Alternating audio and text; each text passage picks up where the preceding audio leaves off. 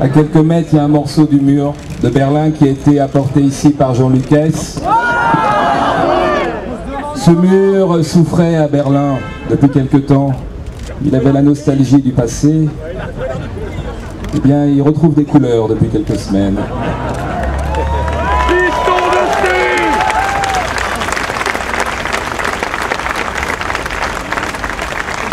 Didier et moi, nous reviendrons dans cette maison parce que c'est chez nous.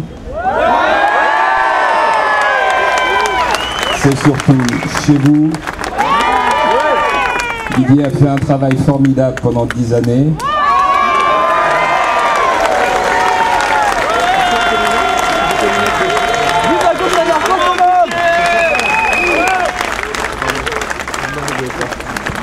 Et vous noterez que même leur sanction est injuste. Il n'y avait aucune raison d'enlever Didier du foot droit, aucune.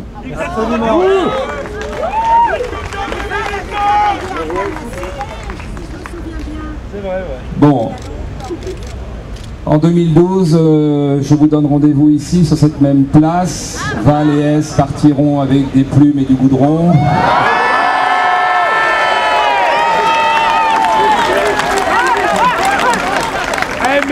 Et nous pourrons à nouveau écouter la différence. Merci à tous. Merci beaucoup. Merci du fond du cœur. Chers auditeurs de France Inter, merci d'être venus aussi nombreux pour défendre votre radio et un peu aussi nos pommes par la même occasion. Celles de Jean-Marc Four, Vincent Josse, Stéphane et moi-même et plein d'autres qui ont été virés ou déplacés, sans ménagement et surtout sans raison valable. J'espère que vous comprenez bien tout ce que je dis.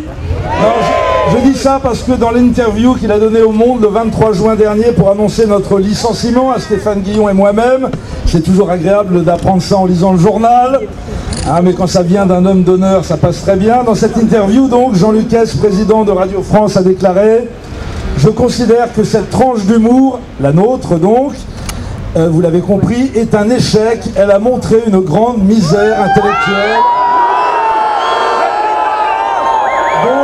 dont je ne m'accommode pas. J'espère que les 2 millions de miséreux intellectuels qui nous écoutaient tous les matins ont apprécié le compliment que leur a adressé M. S ce soir. Vous êtes un peu moins nombreux, mais je suppose également complètement demeurés. Donc n'hésitez pas à m'interrompre pour poser des questions au cas où vous ne comprendriez pas certains mots. Dans une autre interview qu'il vient d'accorder au Point, cette fois-ci, le même Jean Lucas indique « Cette affaire Guillon enflamme surtout le petit monde parisien. » C'est nous. Vous noterez qu'il n'est plus question d'une affaire Guillon-Porte ou Porte-Guillon, c'est mieux. Il n'y a plus que l'affaire Guillon tout court. Une semaine après, il a déjà oublié qu'il m'avait viré. C'est agréable. Donc je cite, l'affaire Guillon n'intéresse que le petit monde parisien, que ne fréquente pas du tout Jean Lucas naturellement. Tous ses amis sont agriculteurs, c'est bien connu. Quand on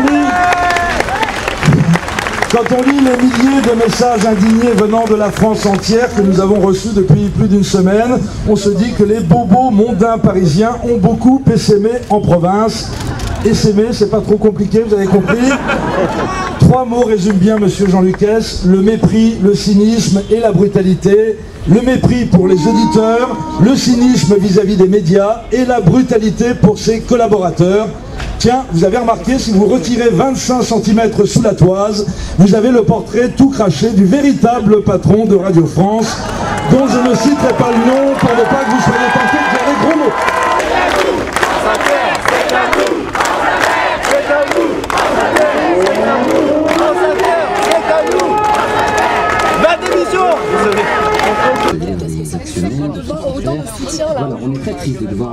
C'est bien, je suis très content, il y a beaucoup de monde et les pétitions aussi, il y a eu 100 000 pétitions, 100 000 personnes, donc c'est bien que les gens bougent. Le président est ici dans ce Pardon ? studio. C'est une interview exclusive. Je suis en train d'y réfléchir, il y a Il y a un livre qui va sortir, il y a pas mal de choses. Il y a le... Est-ce que vous aviez un petit mot pour Nicolas Sarkozy là, vous lui diriez quoi? Je trouve que parfois vous dépassez les bornes. Je pense qu'il a... Il y a pertinence. Il a fait une grosse erreur. C'est pas la première, ce sera pas la dernière. Voilà, salut. Toulouse, un rassemblement de 50 personnes.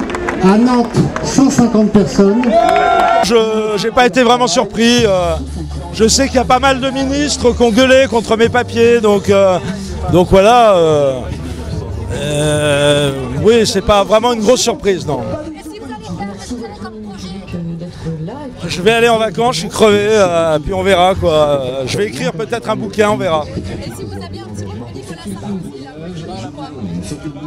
Écoutez, j'aimerais bien qu'il fasse son boulot, qu'il ne s'occupe pas du boulot des autres, quoi. Donc, qu'il gouverne et qu'il ne s'occupe pas de Radio France. C'est pas son business, c'est pas son job.